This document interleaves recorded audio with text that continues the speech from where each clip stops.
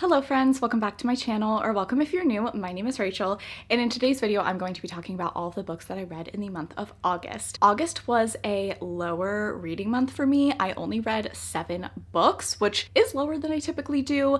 I still have a lot to talk about though. I had some really high highs and some low lows, and I read some of my most anticipated reads of the year. I also found some new favorites. So August was still a good month overall, even if I didn't read as much as I would have liked to. I was able to read 7 books, technically 6 at the time that I'm filming this, but that 7th book is a reread that I am going to finish before September 1st, and I already know what I'm rating it, so I'll talk about that one at the end. But let's go through all the books I read in the month of August, and I will tell you what I thought of them and what I rated them. First up in August, I read The Scorpion and the Night Blossom by Amelie Wen Zhao. This is a book that follows our female main character whose mother is very, very ill, and our main character learns if she participates in these trials, the gift at the end of this trial is like a wish for eternal life. So she obviously really wants to win this for her mother, and as she is participating in the trials, she realizes that one of the very handsome competitors is helping her to win. This is obviously very curious to her, and the two of them spark up this romantic relationship, and more of his reasoning for why he's doing this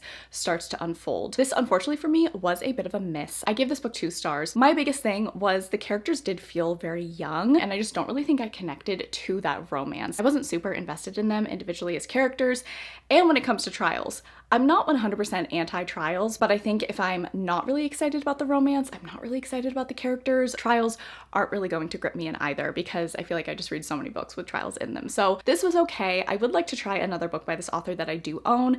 It is called Song Like Silver, Flame Like Night, and it's an absolutely gorgeous cover, and I do think that that book has a bit better ratings. So I would read something else by this author. I just think that The Scorpion and the Night Blossom wasn't it for me. In the month of August, I also read Echo Fort, which was a highly anticipated release for me. This is the sequel to Neverkeep, which is by Caroline Peckham and Suzanne Valenti. These are the Twisted sisters. They wrote the Zodiac Academy series and like a million other books. I swear these authors are just pumping out books like crazy. And Echo Fort was, as I said, like one of my most anticipated reads of the year. Neverkeep is a book I read last year. I gave it 4.5 stars. I really, really loved it. We are following 2 female main characters in this story, and they are attending this academy to hone their powers. This is a world where everyone has elemental magic and all the elements are at war, so it's really important for our 2 female main characters to hone their power and then find their place in this world and in this war. And the ending of book 1 was absolutely insane. So going into Echo Fort, I was super, super excited, and I did enjoy Echo Fort. I gave it 4 stars, but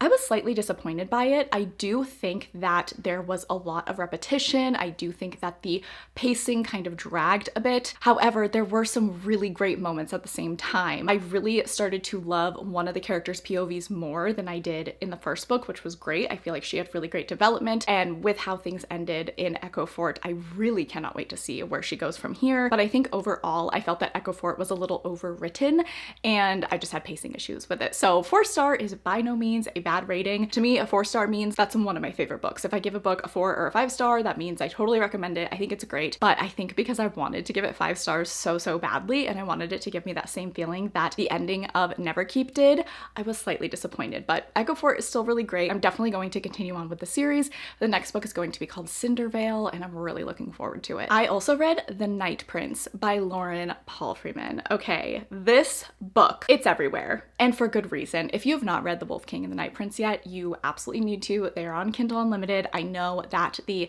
traditionally published version of The Wolf King, I think, is coming out in October in the US, and just get your hands on this book, okay? It is so good. And The Night Prince, the sequel, was even better. I absolutely loved it. The series follows a girl who, in the first book, we meet her and she is engaged to this terrible man for political reasons, and they live in a world where there are wolf shifters. And right at the start of the story, our main character kind of gets kidnapped by a wolf shifter, but kind of goes of her own volition because she's not super happy with her life, and she gets to know all the wolves and their way of life and just how everything is for them in their lands. And she also falls for one of these wolf shifters, but she also continues to get to know a lot of other wolves, and there's just a lot of characters at play, a lot of things going on. There's also a curse on the wolves, and our main character starts to play a part in figuring that out. So while book 1 was great, book 2 was even better. We got to see a lot more of my personal favorite character in the entire series. His name is Blake. and he's wonderful, and I just find him so intriguing. So we got to see a lot more of him, and at the end of book 2, we still just have so many questions. I am dying for the third book in this series. I'm pretty sure it has been pushed to be released to next summer, which is so crazy. Summer of 2026. Like, is that even a real thing? That is when we are going to get the finale to this story, but I cannot recommend enough. Pick it up now. It is so addicting, so bingeable.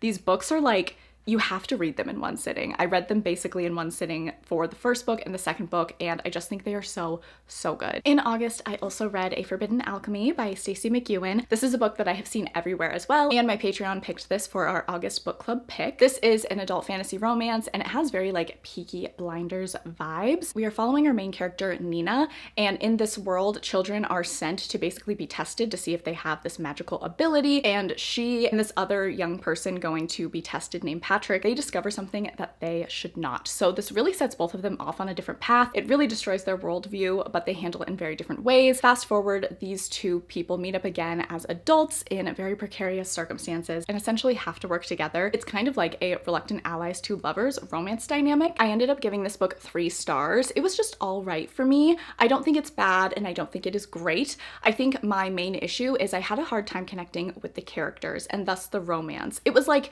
not terrible, but I don't think that I ever got particularly excited about the two of them. I will say the plot is definitely what had me gripped, and I also just think the setting, like the Peaky Blinders of it all, was really, really great. So I was there for that, but I don't think that these are particularly strong characters, and I'm not going to continue on with the duology because I just don't really feel invested in their journey. Next up is Wrath of the Dragons by Olivia Rose Darling. This is the sequel to Fear the Flames, another very highly anticipated release for me. In the first book, Fear the Flames, we are following a runaway princess. We find out at birth she was bonded to 5 dragons, but her father was very threatened by her potential power with these dragons, so he kept her and the dragons separated, and he kept her in a dungeon. She was able to escape one day and was in hiding for very long until she's approached by Cayden Velis. Cayden is a commander of another kingdom who has a score to settle with our female main character, Eowyn's father. So the two of them team up in order to try to get her dragons back and to take her father down. The second book, this follow-up to Fear the Flames, was excellent. It gave me everything that I wanted. Oh my god. I am so obsessed with the romance in this book. I think the way that Cayden and Eowyn speak to each other and about each other is just so, so gorgeous. I also really love their banter. I feel like the author does such a good job at keeping that alive between them, and I also really enjoyed how much this book expanded the world. I feel like we got to see a lot more of the world, of the different kingdoms. This was definitely more of a political heavy book, and I also loved the inclusion of more dragons. The ending of this book was pure pain. I did vlog reading this book if you want to see more of my thoughts on it. I cried essentially for the last like 30 pages. I was just so shocked that we went this direction. Is just absolutely insane, and I need the third book immediately. All right, and then the final 2 books that I read in the month of August were rereads. So very quickly, I read the second book in the Gods and Monsters series, which is The Throne of Broken Gods by Amber V. Nicole. This is a dark fantasy romance series. We are following Diana and Samkael. Samkael is a long forgotten god who has been in hiding for a very long time until events that Diana and the people that she works for basically spring him into action, and Diana and Samkael kind of have to reluctantly work together to try to find this important artifact, and basically they unleash way, way more than they bargained for. In the second book, oh my god, I've already read this, and I think I even vlogged it when I read it for the first time last year, but this second book is so, so crazy, especially with how it starts. The thing that happens at the end of the Book of Asriel just levels our female main character, and she is like this completely different version of herself in this book. It is so, so wild to see, and to also see how Samkael handles it. I did give this book 4 stars. I still think the first book is my favorite, but I think that this book is super solid, and I'm excited to reread the third book next month in preparation for the 4th and newest book coming out in October. All right, so those are all of the books that I have actually completed at the time of filming this, but it is the very end of the month. I want to get this wrap up for you guys. So I am including A Court of Wings and Ruin as my 7th book because I am going to finish this before the clock strikes midnight on September 1st. I have read this book I think this is my 3rd time reading this, and I'm over the 50% mark for my reread, and I know I'm gonna give this 5 stars. So 5 stars for A Court of Wings and Ruin. It is so good. It is so lore heavy. Oh my god. There are things that I am reading that I'm like, oh my god, I never caught on to that before. I never caught on to what this potential connection could be. There is so much here. There's so much depth to this book. There's so much of a grand world in this book, and just little bits and pieces that get dropped that make my eye twitch a little bit because I'm like, wait, what does that mean? Also, I want a prequel book on this. I need to know who that person is. I need to know what the heck you guys are talking about in detail, please. This book is absolutely incredible.